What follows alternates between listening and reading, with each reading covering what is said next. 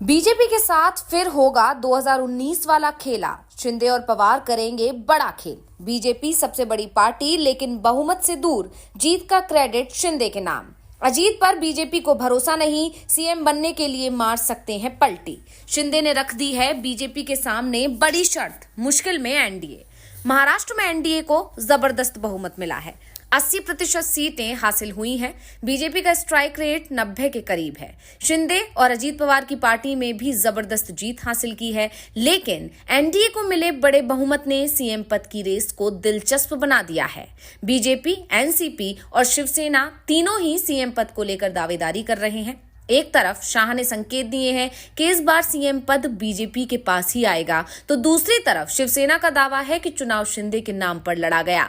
शिंदे की लोकप्रियता के चलते ही इतना बड़ा बहुमत मिला है, इसलिए सीएम पर शिंदे के पास ही रहना चाहिए। और अब दावा यहां तक किया जा रहा है कि एकनाथ शिंदे को सीएम पद नहीं मिलेगा तो वो 2019 वाला दाव खेल सकते हैं। 2019 में भी एनडीए बहुमत में था, शिवसेना बीजेपी के साथ थी, दोनों के गठबंधन को 162 सीटें मिली थी, लेकिन उद्धव ठाकरे ने सीएम पद को लेकर दावेदारी पेश कर दी और इसी को लेकर एनडीए टूट गया था। और कुछ वैसा ही इस बार भी हो जाए तो कोई बड़ी बात नहीं है। तो आज हम एनडीए में सीएम पद को लेकर छिड़ने वाली इसी रार पर करेंगे चर्चा, तो वीडियो को आखिर तक जरूर देखें। एनडीए यानी कि महायुति को इस बार विधानसभा चुनाव में 230 से ज्यादा सीटें मिली हैं, जिसमें बीजेपी को सबसे ज्यादा यानी 132 सीट मिली है। यह बीजेपी का अब तक का सबसे अच्छा प्रदर्शन है। शिंदे की शिवसेना को 57 सीटों पर जीत मिली है, तो अजीत पवार की एनसीपी भी 41 सीटें जीत गई है। एनडीए के छोटे सहयोगियों ने भी 3 सीटों पर जीत हासिल की है। कुछ निर्दलीय भी बीजेपी के साथ आने को तैयार हैं, यानी बहुमत अच्छा खासा है। और इसी बहुमत ने सीएम पद को लेकर एनडीए में रार पैदा कर दी है। एकनाथ शिंदे सीएम हैं और वो चाहते हैं कि सीएम पद उनके पास ही रहे। दूसरी तरफ अजीत पवार भी सीएम पद को लेकर दावेदारी कर रहे हैं। वो कई बार कह चुके हैं कि 5 बार डिप्टी सीएम बन चुका है, अब प्रमोशन की जरूरत है, यानी सीएम पद चाहिए। तो बीजेपी इस बार सीएम पद छोड़ने को तैयार नहीं है। 2019 में भी बीजेपी का ही सीएम बनना था, लेकिन उद्धव ने पाला बदल लिया। 2.5 साल बाद बीजेपी ने एकनाथ शिंदे के साथ सरकार बनाई, लेकिन सीएम पद से उसे समझौता करना पड़ गया था। और एकनाथ शिंदे इस बार भी बीजेपी से सीएम पद मांग रहे हैं, क्योंकि सत्ता उनके नाम पर ही मिली है। इसी के साथ वो बीजेपी को बता भी रहे हैं कि शिवसेना बीजेपी की स्वाभाविक सहयोगी है। बीजेपी बड़ी पार्टी, देश के तमाम राज्यों में उसकी हुकूमत है। ऐसे में जिस तरह से बिहार में वो नीतीश कुमार के साथ सत्ता को साझा कर रही है, उसी तरह से महाराष्ट्र में भी सत्ता को साझा कर सकती है।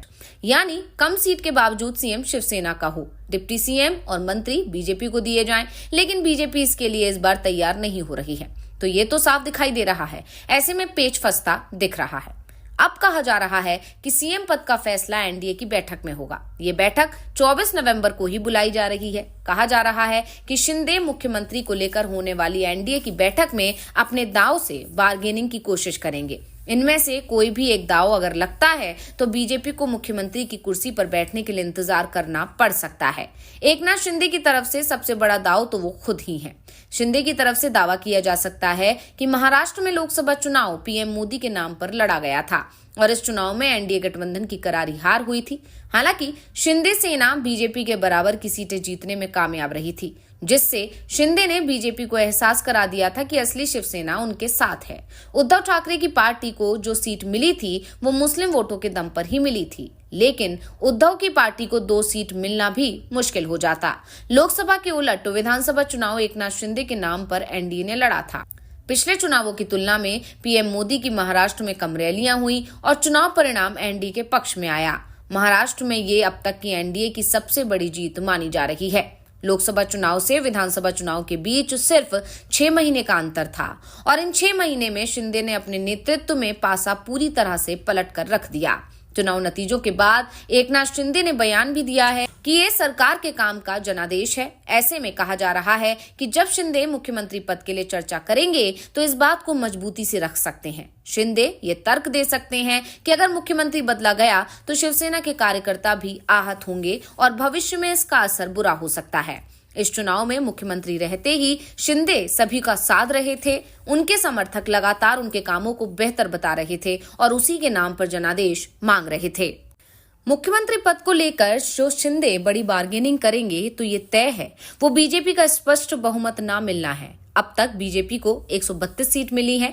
महाराष्ट्र में सरकार बनाने के लिए 145 विधायकों की जरूरत होती है। 2019 में बहुमत ना मिलने की वजह से ही बीजेपी सरकार बनाने से चूक गई थी। उस समय भी वो सबसे बड़ी पार्टी थी। ऐसे में इस बार भी अगर बीजेपी सीएम पद को लेकर अड़ती है तो फिर शिवसेना अपना रास्ता बदल सकती है। बीजेपी की तरफ से भले ही शिंदे पर दबाव बनाने के लिए अजीत पवार का इस्तेमाल किया जाए।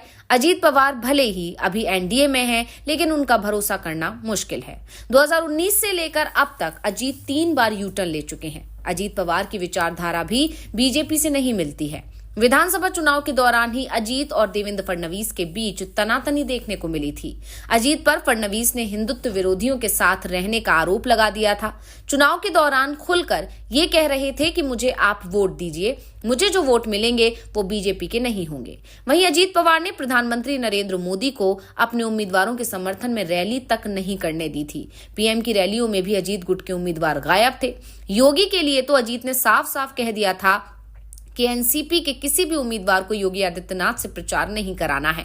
योगी बटोगे तो कटोगे वाले बयान का अजीत ने सबसे तीखा विरोध किया था। ऐसे में ना तो अजीत की विचारधारा बीजेपी से मेल खाती है और ना ही अजीत के तेवर।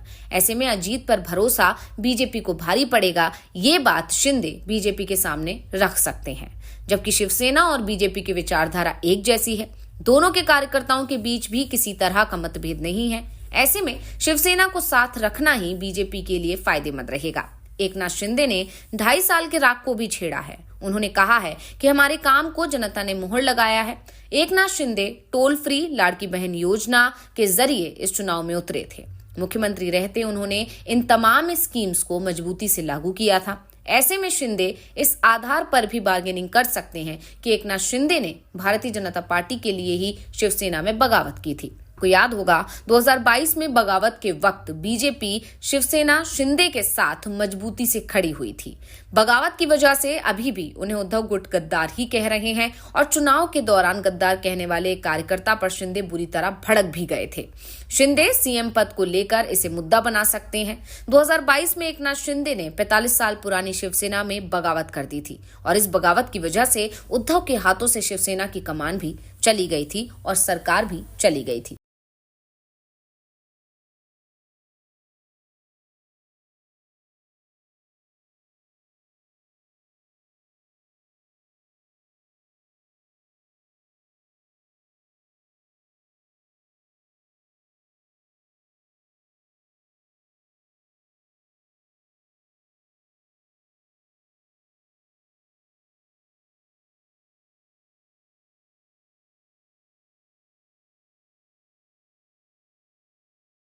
तो रिपोर्ट आपको कैसी लगी हमें कमेंट करके अपनी राय जरूर दीजिएगा। इसी के साथ वीडियो को लाइक करें, वीडियो को शेयर करें और चैनल को सब्सक्राइब करना ना भूलें।